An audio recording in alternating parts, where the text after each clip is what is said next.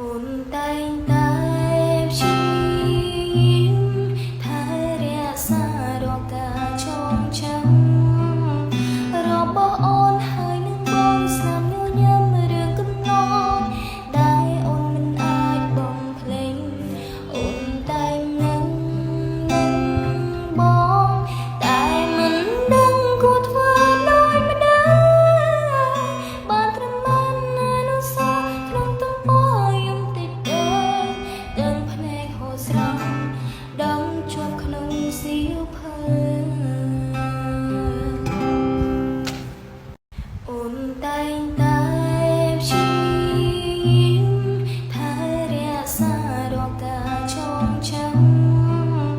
របស់អូនហើយនឹងបងស្នាមញញឹមរឿងកំណត់ដែលអូនមិនអាចបំភ្លេចអូនតែងនឹងបងតែមិនដឹងគួរធ្វើដូចម្ដេច